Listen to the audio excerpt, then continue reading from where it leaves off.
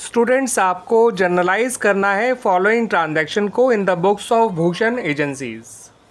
जो सबसे पहली ट्रांजैक्शन है वो है received cash from Bharat ₹20,000 and allowed him discount ₹500। तो स्टूडेंट्स, ये कैश रिसीव करने के बाद का डिस्काउंट अलाउड है, तो इसे आप जितना अमाउंट आपने रिसीव किया है उससे माइनस बिल्कुल मत करिएगा। ये जो कैश रिसीव किया है वो डिस्काउंट अलाउ करने के बाद का वो है। ठीक है स्टूडेंट्स, अगर आपको कैश रिसीव दे रखा है तो इसका मतलब ये डिस्काउंट अलाउ करने के बाद का ही कैश रिसीव्ड है। इसे गलती से भी इस 20,000 में से माइनस मत करिएगा, डिस्काउंट को अलग से डेबिट करिएगा। तो जितना आपको कैश रिसीव हुआ है उससे आप कैश अकाउंट को डेबिट करिए, जितना आपने डिस्काउंट अलाउ किया है उससे डिस्काउंट अलाउड अकाउंट को डेबिट करिए। डिस्काउंट अलाउड एक्सपेंस है, इसलिए डिस्काउंट अलाउड को हम डेबिट कर रहे हैं। कैश इसलिए डेबिट कर रहे हैं क्योंकि कैश एक एसेट है और वो इंक्रीज़ हो रही है, और भारत हमारा डेटर है। ठीक है स्टूडेंट्स, और डेटर जब पैसे दे देता है तो डेटर को हम डिक्रीज़ करते हैं, इसलिए वो क्रेडिट हो रहा है। एसेट डिक्रीज़ होती है तो हमें एसेट को डिक्रीज़ किया जाता है। यहाँ लिखिए 20,500, यहाँ लिखिए 20,000 और यहाँ लिखिए 500।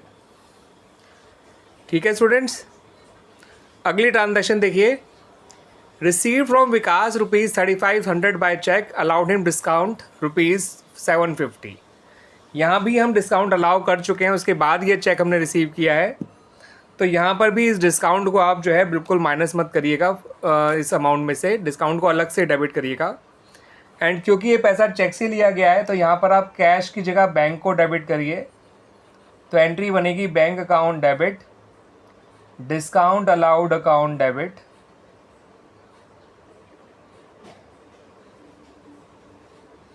और क्रेडिट होगा यहाँ पे विकास।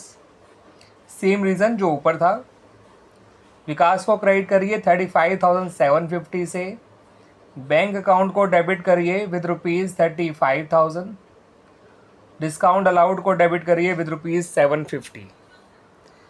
Clear students? अब इस ट्रांजैक्शन को देखिए students. Received cash from Akhil ₹38,000 in settlement of his dues of ₹40,000। यानी हमने अखिल से लिए हैं 38,000, हमें उससे लेने थे ₹40,000 और हमने उसका अकाउंट सेटल भी कर दिया। यानी हमने उसको डिस्काउंट अलाउड दिया है, जो पैसे बच गए हैं उसके लिए। वो पैसा अब हमें फ्यूचर में उससे बिल्कुल नहीं मिलेगा क्योंकि हमने उसको ये डिस्काउंट अलाउ कर दिया है फॉर दैट बैलेंस अमाउंट। तो यहाँ पर डिस्काउंट अलाउड जो है इनका डिफरेंस है 40,000 और 38,000 का। तो जितना कैश मिला उससे कैश अकाउंट को डेबिट करिए, जितना डिस्काउंट अलाउ किया उससे डिस्काउंट अलाउड अकाउंट को डेबिट करिए। आप पूरा पूरा लिख लीजिएगा स्टूडेंट्स। और क्रेडिट करिए अखिल को। ठीक है स्टूडेंट्स, अखिल को क्रेडिट करिए 40,000 से, कैश को डेबिट करिए 38,000 से, और 2,000 से डिस्काउंट अलाउड को डेबिट करिए। Clear students? इससे अगली ट्रांजैक्शन देखिए। Receive from Amrit ₹50,000 by cheque on account against dues of 60,000। तो अमाउंट ड्यू था 60,000 लेकिन हमें मिला है ₹50,000 ओनली। ठीक है, ऑन अकाउंट का मतलब होता है कि अमृत का अकाउंट हमारे यहाँ पहले से ही खुला हुआ है, कोई ये नया ट्रांजैक्शन नहीं हो रही है अमित से। अमित से हमारी ट्रांजैक्शन पहले भी होती रही हैं, वो हमारा डेटर रहा होगा तभी वो हमें पैसे दे रहा है। मगर हमें उससे लेने थे 60,000, उससे लिए हमने केवल 50,000, और यहाँ कहीं भी कोई डिस्काउंट अलाउड नहीं है स्टूडेंट्स। तो आप ये मत सोचिएगा कि 10,000 का डिस्काउंट दे दिया, 10,000 हम उससे बाद में ले लेंगे। यहाँ कोई डिस्काउंट इन्वॉल्व नहीं है। जितना पैसा मिला है वो चेक से मिला है, तो आप यहाँ पे बैंक अकाउंट को डेबिट करिए। बैंक अकाउंट डेबिट हो जाएगा और अमृत जो है वो क्रेडिट हो जाएगा। एंट्री बनेगी with ₹50,000। Clear students? Now come to the next transaction. अगली ट्रांजैक्शन में कहा गया है students, paid cash ₹39,200 to Suresh in settlement of his dues, avail discount of 2%। ये स्टूडेंट जो अमाउंट दे रखा है वो 2% डिस्काउंट के बाद का अमाउंट है, ठीक है। तो यहाँ पर डिस्काउंट कितना है और हमें ओरिजिनली सुरेश को देना कितना था वो जान लीजिए। आप इस 39,200 को मल्टीप्लाई करिए 100 से और डिवाइड करिए 98 से, क्योंकि 2% डिस्काउंट काटने के बाद आपने 98% अमाउंट लिया होगा। अब ओरिजिनल अमाउंट कितना था वो जानना है, तो 100 ऊपर रख दीजिए, 100% ऊपर, 98% नीचे। तो इससे ये आप सॉल्व करेंगे स्टूडेंट्स इसको, तो ये निकल कर आएगा आपका 40,000। 98 की टेबल में 4 टाइम आता है 392, दिया 400 हो जाएगा, 400 इंटू 100 40,000। यानी हमें ओरिजिनली सुरेश से को देने थे 40,000, ठीक है स्टूडेंट्स, लेकिन हमने दिए कितने, केवल 39,200। समझ में आया ना स्टूडेंट्स, ये डिस्काउंट के बाद का अमाउंट है। यानी अगर ओरिजिनल अमाउंट 100 है तो हमने 98 पे किया होगा 2% डिस्काउंट काट के। तो अगर 98% 39,200 है तो 100% कितना होगा, 100/98 इंटू 39,200 किया तो ओरिजिनल अमाउंट निकल कर आया 40,000। तो अब जो हम पेमेंट करेंगे, तो सुरेश हमारा क्रेडिटर है और क्रेडिटर को जब आप पे करेंगे तो क्रेडिटर रिड्यूस हो जाएगा, इसलिए वो डेबिट होगा। As per traditional concept Suresh यहाँ पे रिसीवर है और रिसीवर जो है उसको डेबिट किया जाता है, ऐसे भी समझ सकते हैं आप। कैश बिजनेस से जा रहा है इसलिए कैश को क्रेडिट किया जाएगा, या ये कह लीजिए कि कैश डिक्रीज़ हो रहा है इसलिए उसे क्रेडिट किया जाएगा। और ये जो हमें डिस्काउंट मिल रहा है वो बिज़नेस के लिए इनकम है, इसलिए डिस्काउंट रिसीव्ड अकाउंट को भी क्रेडिट किया जाएगा, इनकम बढ़ रही है तो। सुरेश में पूरा 40,000 लिखिएगा, कैश में 39,200 और डिस्काउंट रिसीव में 800। क्लियर स्टूडेंट्स, आगे सुन में।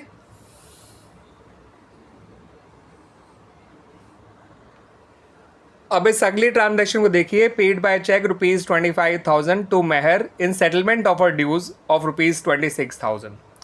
स्टूडेंट्स यहाँ पे वर्ड सेटलमेंट आ गया, इसका मतलब जो बाकी 1000 है वो आपको आगे नहीं देने पड़ेंगे, तो वो आपके लिए डिस्काउंट रिसीव हो गया। मेहर हमारी क्रेडिटर रही होगी, तो मेहर को हम पेमेंट कर रहे हैं, तो पेमेंट करने से क्रेडिटर कम हो जाता है, इसलिए मेहर जो है वो डेबिट हो जाएगी, बिकॉज लाइबिलिटी कम होती है तो उसे डेबिट करते हैं। ट्रेडिशनल कंसेप्ट के अकॉर्डिंग मेहर रिसीवर है और रिसीवर को डेबिट किया जाता है।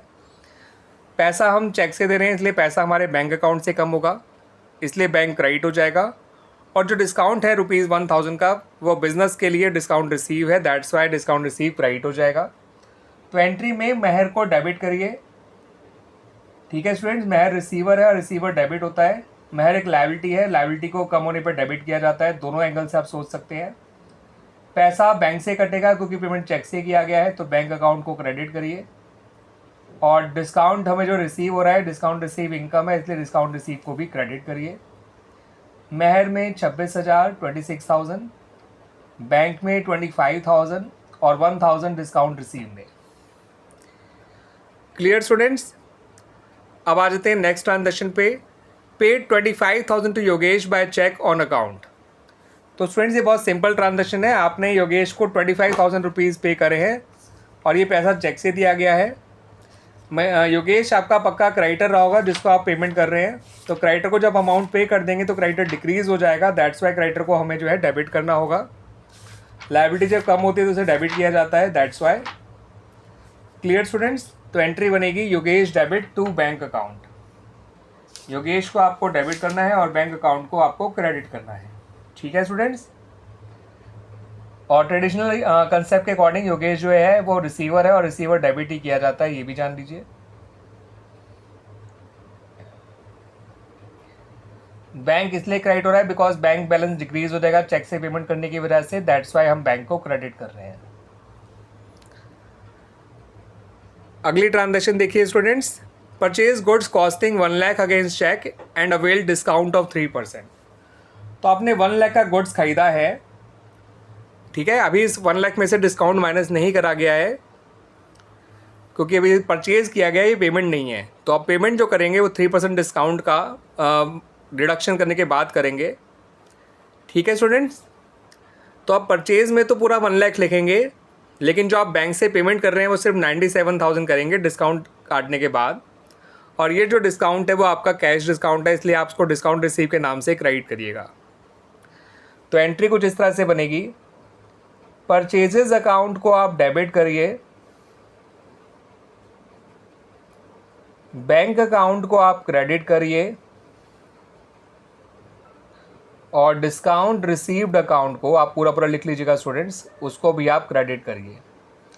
यहाँ लिखिए 1 लाख, यहाँ लिखिए 97,000 और यहाँ लिखिए 3,000। क्लियर स्टूडेंट्स, आगे समझ में।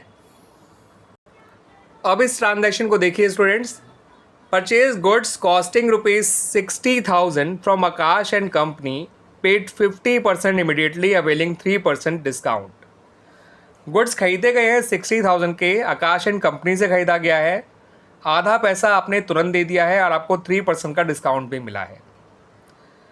तो स्टूडेंट्स यहाँ पर हम ये कह सकते हैं कि हमारी आधी परचेज़ तो कैश में हो रही है और आधी परचेज़ उधार है, क्योंकि आप सारा पेमेंट तुरंत नहीं कर रहे हैं। तो परचेज़ अकाउंट को तो आप पूरा 60,000 से डेबिट करिएगा, मगर आप क्योंकि आधा पैसा ही इमीडिएटली पे कर रहे हैं, ठीक है स्टूडेंट्स, तो आप जो डिस्काउंट निकालेंगे वो 30,000 में निकालिएगा, डिस्काउंट निकलेगा 3%। ठीक है स्टूडेंट्स, 30,000 का 3% होता है 900। तो एक्चुअल में आपको जो पेमेंट करना पड़ेगा इन कैश वो होगा 29,100। ठीक है, आप इसे थोड़ा ऐसे समझ लीजिए कि टोटल गुड्स हैं 60,000 के, आधा आपने नगद खरीदा है, आधा उधार। तो ये माना नगद वाला पार्ट है, ये उधार वाला पार्ट है। जो आप कैश डिस्काउंट निकालेंगे वो इस पे निकालेंगे 3%, वो आएगा 900। पेमेंट करेंगे 29,100। अब इसे लिखना कैसे है वो देख लीजिए। आप लिखिए परचेजेस अकाउंट डेबिट, यहाँ पे पूरा 60,000 लिखिएगा, ये वाला जितना उधार है, उधार वाला पार्ट ये है, उसको आकाश एंड कंपनी के नाम से लिखिए।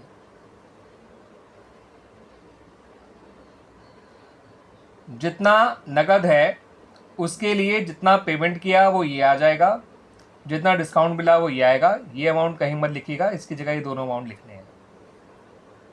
तो टू कैश अकाउंट जितना पेमेंट किया, टू डिस्काउंट रिसीव्ड अकाउंट जितना डिस्काउंट मिला, 900 यहाँ पर, 29,100 यहाँ पर। अगर आप आधा पेमेंट ही कैश कर रहे हैं तो ऐसे में स्टूडेंट्स आपको डिस्काउंट भी आधे पेमेंट पे ही मिलेगा। तो आधा पेमेंट जो आप कैश में कर रहे हैं उसी पे आपको डिस्काउंट मिल रहा है 3% का, पूरे पे नहीं मिलेगा। बाकी 30,000 जो उधार है वो आकाश के नाम से ही आएगा। ठीक है स्टूडेंट्स, ये आधी परचेज़ कैश में है, आधी परचेज़ क्रेडिट में है। जितना पार्ट इसका कैश में परचेज़ है उतने पे ही डिस्काउंट निकाला गया है और उसे डिडक्ट करके कैश पे कर दिया गया है। 30,000 कैश परचेज़ है, 30,000 क्रेडिट परचेज़ है। जो डिस्काउंट है वो कैश परचेज़ पे निकाला गया 900। तो कैश परचेज़ का जो पेमेंट किया गया वो डिस्काउंट काट के किया गया। क्रेडिट परचेज़ में पेमेंट अभी किया ही नहीं गया है, तो वो पूरा 30,000 से ही रिकॉर्ड किया गया है। Now look at the next transaction. Sold goods of ₹30,000 against cheque allowing 2% discount. तो आपने गुड्स बेचे हैं 30,000 के अगेंस्ट चेक, यानी पैसा चेक से लिया है, अभी डिस्काउंट माइनस नहीं करा गया है। अब आप 2% इसका डिस्काउंट निकालिए और उसके बाद उसे डिडक्ट करके पैसा ले लीजिए। तो सेल में तो यहाँ पर आप पूरा 30,000 काउंट करेंगे क्योंकि ये पूरी सेल कैश सेल है। ठीक है, और बैंक में जो है पैसा आप डिस्काउंट अलाउ करने के बाद लेंगे, तो बैंक अकाउंट डेबिट लिखिएगा, डिस्काउंट अलाउड को भी डेबिट करिएगा। याद रखिएगा ये पूरी सेल कैश सेल ही कहलाएगी। ठीक है स्टूडेंट्स, कैश सेल उस पैसे को, उस सेल को भी कहते हैं जहां पेमेंट हम चेक से या बैंक से ले रहे हों। अगर पैसा चेक से मिल रहा है चाहे कैश मिल रहा हो, ऐसी सेल जो है वो कैश सेल ही कहलाती है। इसलिए कैश डिस्काउंट पेमेंट चाहे आपको चेक से मिले चाहे कैश मिले, दोनों पे कैश डिस्काउंट एप्लीकेबल होता है। तो सेल्स अकाउंट को आप क्रेडिट करिए विद ₹30,000। डिस्काउंट अलाउड आपका आ जाएगा 600 और बैंक में आएगा 29,400। Clear students, now come to the next transaction. तो स्टूडेंट्स ये ट्रांजेक्शन देखिए, यहाँ पर कहा है कि आपने 60,000 का गुड जो है विमल को बेचा है, आधा पैसा ही आपको रिसीव हुआ है 2% डिस्काउंट अलाउड करने के बाद। तो यहाँ पर स्टूडेंट्स आधी सेल कैश में है, आधी सेल क्रेडिट में है। तो यहाँ भी 2 हिस्से कर लीजिए, ये कैश सेल हो गई, ये क्रेडिट सेल हो गई। डिस्काउंट इस वाले कैश सेल वाले पार्ट पे लगाइए 2%, तो आपका ये आ जाएगा 29,400। ठीक है, तो अब इसका जितना पार्ट कैश सेल है उसके लिए कैश अकाउंट को डेबिट करिए और डिस्काउंट अलाउड को डेबिट करिए। जितनी सेल उधार है उसके लिए केवल विमल को डेबिट करिए और सेल्स अकाउंट में पूरा सेल का पैसा लिखिए जो कि है 60,000। ठीक है स्टूडेंट्स, कैश में ये वाला अमाउंट लिखिए जो डिस्काउंट अलाउ करने के बाद का है। कैश सेल है 30,000 लेकिन हमें कैश रिसीव हुआ है केवल 29,400, डिस्काउंट अलाउड में 600। उधार सेल पूरा 30,000 लिखिए, उस पर कोई डिस्काउंट आपको नहीं लगाना है। कैश डिस्काउंट केवल उसी अमाउंट पे लगाया जाता है जितना आपको कैश मिल रहा है। कैश में आपको आधा पैसा ही मिल रहा है, इसलिए आप आधे पैसे के पे ही डिस्काउंट लगाएंगे। क्लियर है स्टूडेंट्स? अगली ट्रांजैक्शन काफ़ी लेंथी ट्रांजैक्शन है, इसमें 3 पार्ट्स हैं स्टूडेंट्स, समझिएगा इस ट्रांजैक्शन को ढंग से।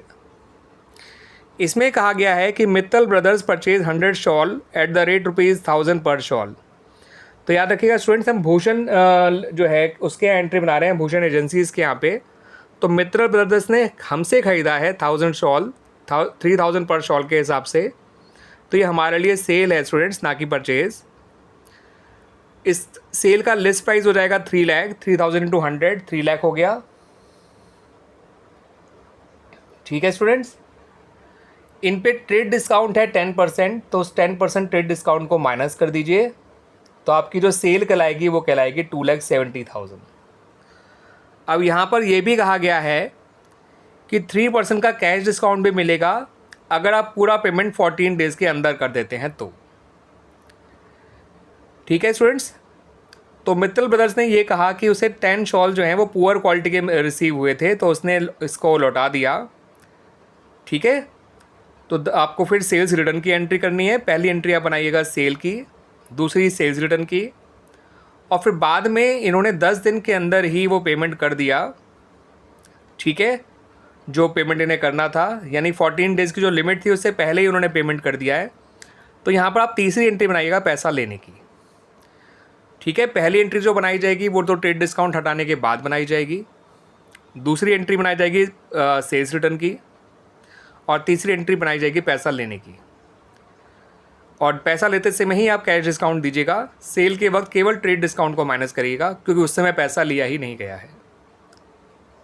सेल की एंट्री बनेगी 2,70,000 से, सेल्स रिटर्न की एंट्री बनेगी 27,000 से, क्योंकि अगर 100 शॉल्स जो है 100 शॉल 2,70,000 की हैं तो 10 शॉल जो है वो 27,000 की हो गई, और बचा हुआ पेमेंट हो गया इनका डिफरेंस, यानी 2,43,000। तीसरी एंट्री इस पैसे को लेने की बनाई जाएगी। इसमें से आप 3% का कैश डिस्काउंट माइनस करिएगा जो कि आएगा 7,290। उसे माइनस करके जो अमाउंट बचेगा, 1000 में से 290 गए तो बचा 710, 12 में से 7 गए तो 5 आ गया, 23, तो आ जाएगा स्टूडेंट्स ये 235,710 जो पैसा हमको फाइनली रिसीव होगा। ये कैश डिस्काउंट है, इसे हमें रिकॉर्ड करना होगा। ठीक है स्टूडेंट्स, बाकी आप जब इन तीनों एंट्रीज़ को देखेंगे तो आपको और क्लैरिटी हो जाएगी ढंग से। तो आइए देख लेते हैं। पहली एंट्री है सेल की स्टूडेंट्स, ये बनेगी 2,70,000 से। 3 लाख उनका लिस्ट प्राइस था, 10% का ट्रेड डिस्काउंट माइनस किया और एंट्री बना दी। Clear students? अगली एंट्री सेल्स रिटर्न की होगी, तो सेल्स रिटर्न का अकाउंट को डेबिट करा जाता है, और उन्होंने 10 शॉल लौटाई थी तो मित्तल ब्रदर को क्रेडिट कर दीजिए सेल्स रिटर्न में। डेटर जो है क्रेडिट हो जाता है क्योंकि डेटर कम हो रहा है सेल रिटर्न करने की वजह से, और अगर सेल क्रेडिट होती है तो सेल रिटर्न डेबिट होना चाहिए। 100 शॉल अगर 270 की है तो 10 शॉल्स कितने की होंगी, 27,000 की। ठीक है स्टूडेंट्स, अब जो अगली एंट्री आपको बनानी है वो 10 दिन बाद बनानी है, वो बनानी है पैसा लेने की। तो पैसा जो लिया है वो हमने जो है बताया नहीं गया कि कैश से लिया है या बैंक चेक से, तो आप यहाँ पे कैश अकाउंट को डेबिट करिए। आफ्टर 10 डेज ये एंट्री बनेगी। कैश अकाउंट को डेबिट करिए, डिस्काउंट अलाउड अकाउंट को डेबिट करिए और मित्तल ब्रदर्स को क्रेडिट करिए। एंड क्योंकि इन्होंने पैसा जो है 14 डेज़ के अंदर अंदर पे कर दिया है, बल्कि 10 दिन में ही पे कर दिया है, तो डिस्काउंट इनको पूरा मिलना है। यहाँ लिखिए 2,43,000, 270 में से 227 को माइनस करा तो 243 आया। इसका 3% डिस्काउंट आया 7290। ठीक है स्टूडेंट्स, और ये आ जाएगा 235,710, ये आएगा कैश में। इससे कैश अकाउंट डेबिट हो जाएगा। ठीक है students, cash account debit, discount allowed account debit to Mittal brothers. आप प्रॉपर तरीके से लिख लीजिएगा इसको students, cash account debit, discount allowed account debit to Mittal brothers. सो में आ गई एंट्री स्टूडेंट्स सारी। Now come to the next transaction. अगली ट्रांजैक्शन भी काफ़ी लेंथी ट्रांजैक्शन है स्टूडेंट्स। इस बार हमने गुप्ता शॉल्स को 100 शॉल बेचे हैं, जिनका लिस्ट प्राइस है 200 पर शॉल, यानी टोटल लिस्ट प्राइस हो गया 20,000। ये शॉल बेची गई है 4 जनवरी 2024 को। ट्रेड डिस्काउंट है इन पर 25%, यानी कि 20,000 का 25% होता है 5,000। तो एक्चुअल जो सेल वैल्यू आएगी, नेट वैल्यू सेल्स की, वो है 15,000 ट्रेड डिस्काउंट हटाने के बाद। ठीक है स्टूडेंट, इस बात को ध्यान रखिएगा। यहाँ पर कैश डिस्काउंट 5% अलाउ किया गया है, मगर ये कंडीशन रखी गई है कि आप फुल पेमेंट जो है अगर 14 डेज़ में कर देंगे, याद रखिएगा पार्ट पेमेंट नहीं, फुल पेमेंट चाहिए 14 डेज़ के अंदर अंदर, तो आपको जो है 5% का कैश डिस्काउंट मिलेगा। Clear students. अब गुप्ता शॉल्स ने 50% पेमेंट तो करा है 14 जैन को, यानी 10 दिन बाद, लेकिन सारा पेमेंट नहीं करा। याद रखिएगा, सारा पेमेंट नहीं करा। और जो बचा हुआ पेमेंट किया है वो उन्होंने 10 फेब को किया है, यानी कम से कम 26 दिन बाद। तो स्टूडेंट्स, कंडीशन ये रखी गई थी कि अगर आप सारा पैसा 14 डेज़ के अंदर अंदर दे देंगे तो ही आपको कैश डिस्काउंट मिलेगा। तो उन्होंने एक तो पेमेंट 2 बार की है, ठीक है, आधा पैसा ही दिया है 10 डेज़ के अंदर 14 फेब को, तो ना उस पैसे पे डिस्काउंट मिलेगा, दिया जाएगा, और ना ही उस पैसे पे डिस्काउंट दिया जाएगा जो उन्होंने जनवरी उसमें किया है 10 फेब को। तो सिंपली आप पैसा लेने की एंट्रीज तो बना देंगे उन 2 डेट्स में, मगर कोई डिस्काउंट अलाउ नहीं करेंगे, यानी कि यहाँ पर कैश डिस्काउंट बिल्कुल भी नहीं अलाउ किया जाएगा टू गुप्ता शॉल्स। तो पहली एंट्री आप बनाइए सिर्फ सेल करने की, गुड्स को बेचने की। स्टूडेंट्स, गुड्स बेचने की जो एंट्री होगी वो बनाई जाएगी 4 जनवरी को 2024 को। आप जो है उसके लिए गुप्ता शॉल्स को डेबिट करेंगे